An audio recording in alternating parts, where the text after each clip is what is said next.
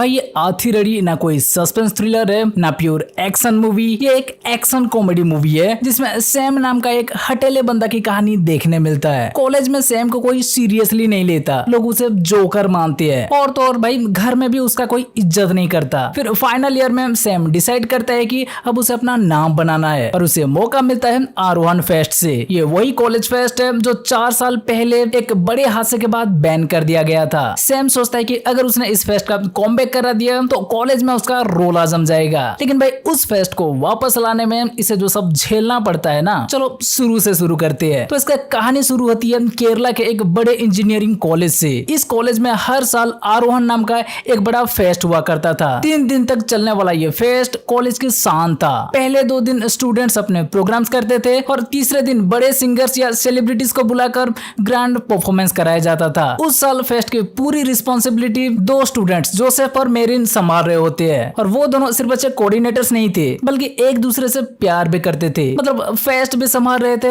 और दिल भी। 2 दिन तक सब कुछ परफेक्ट चलता है। कॉलेज में full energy, music, crowd, celebration, सब कुछ वैसा ही जैसा एक बड़े कॉलेज फेस्ट में होना चाहिए। लेकिन तीसरे दिन जब एक बड़ा म्यूजिक बैंड परफॉर्म करने आता है तो बाहर से भी बहुत भीड़ जमा हो जाती है। क्राउड इतना बढ़ जाता है कि लोग गेट तोड़कर अंदर घुसने लगते हैं और इसी अफरा तफरी में मेरिन भीड़ के बीच फंस जाती है। लोग धक्का देते हुए अंदर भाग रहे होते हैं और मेरिन उनके पैरों के नीचे दब जाती है। उस हादसे में मेरिन समेत 3 लोगों की मौत हो जाती है। जोसेफ अपनी आंखों के सामने मेरिन को खो देता है। जो फेस्टिवल कॉलेज की सबसे बड़ी खुशी था वही एक डरावनी याद बन जाता है। इसके बाद कॉलेज कमेटी डिसाइड करती है कि अब आरोहण फेस्ट कभी नहीं होगा। फेस्ट पर पूरी तरह बैन लग जाता है। अब कहानी 4-5 साल आगे बढ़ती है। इसी कॉलेज में सैम नाम का एक लड़का एडमिशन लेने आता है। सैम अपने पापा के साथ प्रिंसिपल के सामने बैठा होता है। प्रिंसिपल उसे पूछती है कि तुम सिविल इंजीनियरिंग क्यों करना चाहते हो और वहां सैम जैसा जवाब देता है उसे देखकर प्रिंसिपल के साथ उसका पापा भी सोच रहे होते हैं कि इसका क्या होने वाला है, पर फिर भी स्पेशल रिकमेंडेशन की वजह से एडमिशन मिल जाता है। 1 हफ्ते बाद सैम कॉलेज ज्वाइन करता है। फ्रेशर आते हैं, नए दोस्त बनते हैं और इसी बीच सैम की नजर स्वाति पर पड़ती है। बस फिर क्या था भाई साहब का सिविल इंजीनियरिंग मिशन साइड में और लव इंजीनियरिंग स्टार्ट। सैम को पहली नजर में स्वाति पसंद आ जाती है। वो अपने दोस्तों को बोलता है कि 4 साल खत्म होने से पहले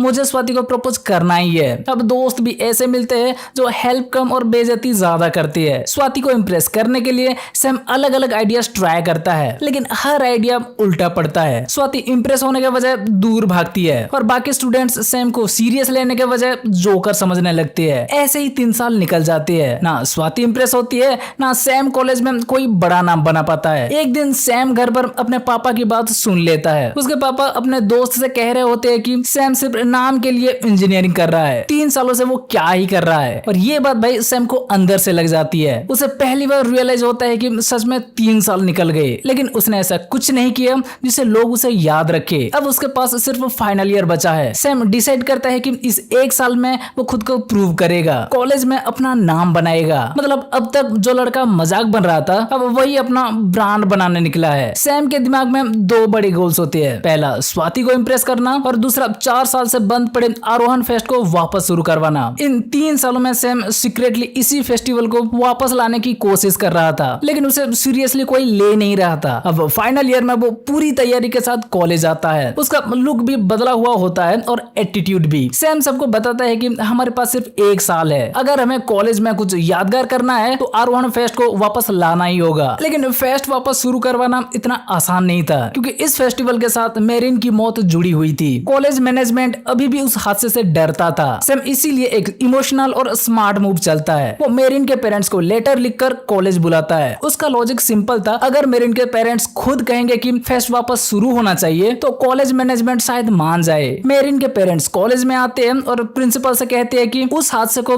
कई साल बीत चुके हैं, नए स्टूडेंट्स का भी हक है कि वो अपने कॉलेज लाइफ में फेस्टिवल एंजॉय करे। सैम भी प्रिंसिपल से रिक्वेस्ट करता है। बात यहाँ सिर्फ एक फंक्शन की नहीं थी, सैम के लिए ये उसकी पहचान का सवाल था। कॉलेज के लिए ये पुरानी डरावनी याद से बाहर आने का मौका था और मेरिन के पेरेंट्स के लिए शायद अपनी बेटी की याद को दुख से बाहर निकलकर सेलिब्रेशन से जोड़ने का एक तरीका था। जब मेरिन के पेरेंट्स वापस आ रहे होते हैं तो सैम उनके फादर से सॉरी बोलता है कि उसने उन्हें इस दर्दनाक याद में फिर से इन्वॉल्व किया, लेकिन मेरिन के फादर उसे नहीं रोकते। सैम जोसेफ को भी कॉल करता है और बताता है कि कॉलेज में आरोहण फेस्ट वापस शुरू हो सकता है। जोसेफ अभी भी मेरिन के याद में इमोशनल हो जाता है, लेकिन वो भी आने के लिए तैयार हो जाता है। अगले दिन कॉलेज में मीटिंग होती है। कई लोग कहते हैं कि हादसे को सालों हो गए, हर साल वैसा नहीं होगा, फेस्टिवल को हमेशा के लिए बंद रखना सोल्यूशन नहीं है। आखिरकार कॉलेज कमेटी स्टूडेंट्स को आरोहण फेस्टिवल ऑर्गेनाइज करने की परमिशन दे देती है और कॉलेज में एक्साइटमेंट फैल जाती है। प्रिंसिपल हर डिपार्टमेंट से स्टूडेंट्स को चुनकर अलग अलग रिस्पॉन्सिबिलिटीज देती है। स्वाति भी एक टीम की लीडर बनती है, लेकिन मजेदार बात यह है कि जिसने फेस्टिवल को वापस लाने की सबसे ज्यादा कोशिश की यानी सैम, उसका नाम किसी लिस्ट में आता ही नहीं। प्रिंसिपल को लगता है कि सैम काम में सीरियस नहीं है, उसे कोई रिस्पॉन्सिबिलिटी देंगे तो शायद मैस कर देगा। सैम के लिए ये एक बहुत बड़ा झटका था, लेकिन यहाँ स्वाति पहली बार सैम के लिए स्टैंड लेती है। वो प्रिंसिपल से कहती है कि फेस्टिवल वापस शुरू करवाने की सोच सैम की थी, तो प्रिंसिपल मजबूरी में सैम को भी एक छोटा सा काम दे देती है। सैम के लिए ये छोटा सा काम भी बहुत बड़ा मौका था। अब फेस्टिवल की तैयारियां जोरों शोरों से शुरू हो जाती है। अलग अलग टीम्स अपना काम संभालती है। सैम फंड्स कलेक्ट करता है, अरेंजमेंट देखता है और इसी बीच उसके दिमाग में एक बड़ा आइडिया आता है। वो सोचता है कि अगर लास्ट डे किसी बड़े सिंगर को बुलाया जाए तो फेस्टिवल सच में ग्रैंड बन जाएगा। सैम डिसाइड करता है कि वो श्रीनिवास नाम के एक फेमस सिंगर को कॉलेज फेस्ट में लाएगा और पता चलता है कि सैम इस काम के लिए 1 साल से मेहनत कर रहा था। वो श्रीनिवास को लगातार मैसेज कर रहा था कि सर आपको हमारे कॉलेज फेस्ट में आना ही पड़ेगा। मतलब बाकी लोग सैम को टाइम पास समझ रहे थे और बंदा अंदर ही अंदर मिशन पर लगा हुआ था। फाइनली श्रीनिवासन उसे अपॉइंटमेंट दे देता है। जब स्टूडेंट्स को पता चलता है कि इतना बड़ा सिंगर कॉलेज फेस्ट में आने वाला है तो सब सैम की तारीफ करने लगती है। अब जो लोग उसे जोकर समझते थे वही बोलते कि भाई ये तो छुपा रुस्तम निकला। स्वाति भी सैम से इंप्रेस होने लगती है और यही मूवी में एंट्री होती है कुट्टन की। कुट्टन बाहर से एक भजन गाने वाला सिंगर जैसा लगता है, लेकिन उसके पास्ट में इल्लीगल काम और गुंडागर्दी भी रही है। मतलब ऊपर से भक्ति अंदर से शक्ति। प्रॉब्लम ये है कि अभी सिंगर बनने के बाद भी लोग उसे रिस्पेक्ट नहीं देते। उसे लगता है कि दुनिया उसे सीरियसली नहीं लेती। सैम के कॉलेज वाले फेस्टिवल की तैयारी कर रहे होते हैं और ठीक पास वाले मंदिर में कुट्टन का प्रोग्राम भी होने वाला होता है। एक दिन दोनों ग्रुप्स आमने सामने पड़ जाते हैं। सैम एक बच्चे से पानी मांगता है, लेकिन कुट्टन का एक आदमी उसे रोक देता है। बात छोटी सी थी, लेकिन कॉलेज स्टूडेंट में से एक बंदा इसे ईगो इशू बना देता है। वो कुट्टन के आदमी को पीटना शुरू कर देता है और बस ये छोटी सी बात ऐसा रूप ले लेती है कि दोनों ग्रुप्स में पूरी फाइट शुरू हो जाती है। कॉलेज स्टूडेंट्स कुट्टन को भी पीट देते हैं। अब कॉमेडी यहाँ और बढ़ती है क्योंकि फाइट के बीच कॉलेज के एक स्टूडेंट का बनाया हुआ रोबोट भी कंट्रोल से बाहर हो जाता है। रोबोट का रिमोट गिर जाता है और वो ऑटोमेटिक चलने लगता है और वो रावण का सिर को अलग कर देता है। फिर वही स्टेचू जाकर कुट्टन की वाइफ के पैर पर गिरता है। चोट ज्यादा सीरियस नहीं होती, लेकिन कुट्टन के ईगो पर चोट बहुत डीप लगती है। अब कुट्टन डिसाइड करता है कि इन कॉलेज स्टूडेंट्स को सबक सिखाना पड़ेगा। दूसरी तरफ पुलिस स्टूडेंट्स को स्टेशन बुलाकर डांटती है। इंस्पेक्टर उन्हें बताता है कि तुम लोगों को कुट्टन के बारे में सिर्फ इतना पता है कि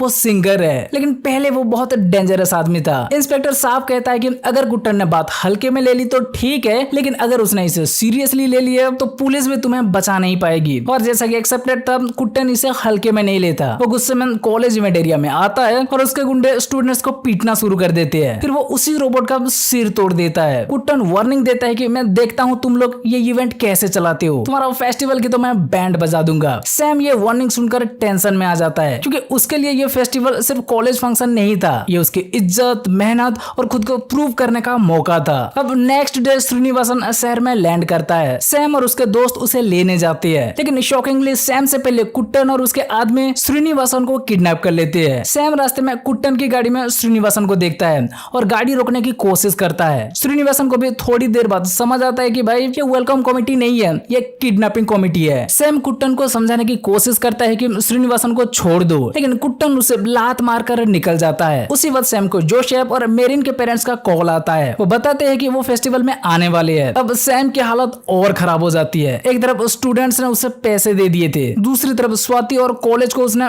बड़ा प्रॉमिस किया था। ऊपर से मेरिन के पेरेंट्स और जोसेफ भी आ रहे हैं। अगर श्रीनिवासन का प्रोग्राम नहीं हुआ तो सिर्फ सैम की बेइज्जती नहीं होगी, आरोहण फेस्ट का कमबैक भी फेल हो जाएगा। सैम पुलिस के पास आता है, लेकिन पुलिस भी उसके हेल्प नहीं कर पाती। उधर कुट्टन श्रीनिवासन को अपने ठिकाने पर ले जाता है और धमकी देता है कि तुम कॉलेज में नहीं हमारे मंदिर में गाना गाओगे। श्रीनिवासन पहले मना करता है, लेकिन कुट्टन की धमकी के आगे उसे मानना पड़ता है। इसके बाद कुट्टन पूरे शहर में पोस्टर छपवा देता है कि फेमस सिंगर श्रीनिवासन मंदिर में भजन गाने आ रहे हैं। अब कॉलेज स्टूडेंट्स को जब ये पता चलता है तो सब सैम पर टूट पड़ते हैं। वो कहते हैं कि तुमने हमसे पैसे लिए और हमें धोखा दिया। स्वाति भी सैम से डिसअपॉइंटेड हो जाती है। सैम उसे सच बताने की कोशिश करता है, लेकिन स्वाति को लगता है कि सैम ने अटेंशन पाने के लिए सिर्फ बड़ी बड़ी बड़ी बातें की थी। सैम पूरी तरह कॉर्नर में आ जाता है, लेकिन यही सैम हार मानने के वजह डिसाइड करता है कि श्रीनिवासन को वापस लाना ही पड़ेगा। वो कुट्टन को कॉल करता है और रिक्वेस्ट करता है कि श्रीनिवासन को कॉलेज भेज दो। अगर इस बार फेस्ट फेल हुआ तो आरोहण फिर कभी नहीं होगा, लेकिन कुट्टन मना कर देता है। अब सैम और उसके फ्रेंड्स रात में प्लान बनाते हैं। वो कुट्टन के एरिया में जाते हैं और बहुत माथापच्ची प्लान करने के बाद भाई स्मार्ट तरीके से श्रीनिवासन को वहां से निकाल लेते हैं। कुट्टन के आदमी उसे रोकने की कोशिश करते हैं, लेकिन सैम और उसकी टीम किसी तरह श्रीनिवासन को कॉलेज स्टेज तक पहुंचा देती है। फाइनली श्रीनिवासन कॉलेज में परफॉर्मेंस शुरू करता है। स्टूडेंट्स क्रेजी हो जाते हैं। जिस फेस्टिवल को फेल होने का डर था वही अब सच में ग्रैंड लगने लगता है। लेकिन दूसरी तरफ कुट्टन अभी भी हार मानने वाला नहीं है। वो डिसाइड करता है कि फेस्टिवल को किसी भी हालत में चौपट करेगा। सैम और कुट्टन के बीच जबरदस्त फाइट शुरू होती है, जहाँ एक्शन और कॉमेडी का मजेदार फ्लेवर देखने मिलता है। एक तरफ स्टेज पर म्यूजिक चल रहा है, दूसरी तरफ सैम अपने फेस्टिवल को बचाने के लिए कुट्टन से भिड़ रहा है। लेकिन सैम को पहले से कुट्टन की एक कमजोरी पता चल चुकी होती है। उसे पता होता है कि अगर कुट्टन माँ के बारे में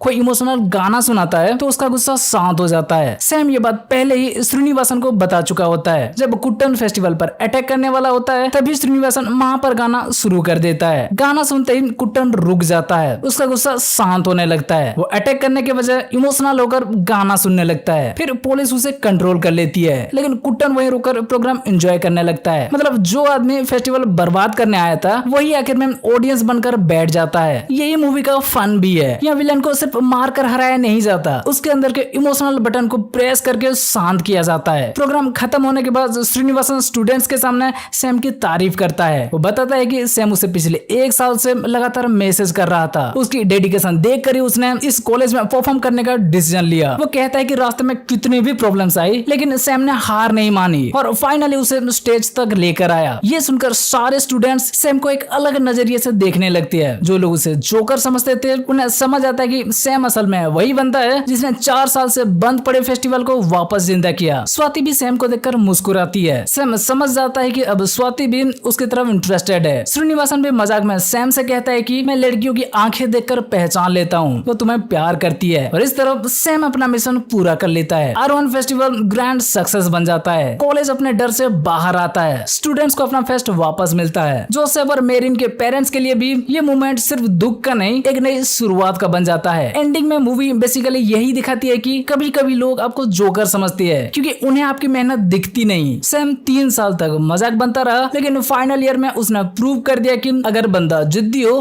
तो वो अपनी इमेज भी बदल सकता है और पूरा माहौल भी। आतिरेडी एक light hearted action comedy movie है जहाँ college life, fest chaos, ego clash, kidnapping, confusion और इमोशनल मोमेंट्स को मिलाकर एक एंटरटेनिंग कहानी बनाई गई है। मूवी बहुत भारी मैसेज देने की कोशिश नहीं करती, लेकिन सिंपल तरीके से ये जरूर कहती है कि खुद को प्रूव करने के लिए हमेशा बड़े बड़े डायलॉग्स नहीं, कभी कभी एक सही मौका और लगातार मेहनत काफी होती है। तो भाई ये थी आतिरेडी मूवी की पूरी कहानी। आपको मूवी कैसी लगी और सैम का कैरेक्टर फनी लगा या कमेंट करके जरूर बताना। और अगर आपको ये वीडियो अच्छी लगी हो तो वीडियो को लाइक, शेयर और चैनल को सब्सक्राइब कर दो। चलो फिर मिलते हैं अगले वीडियो में। बाय।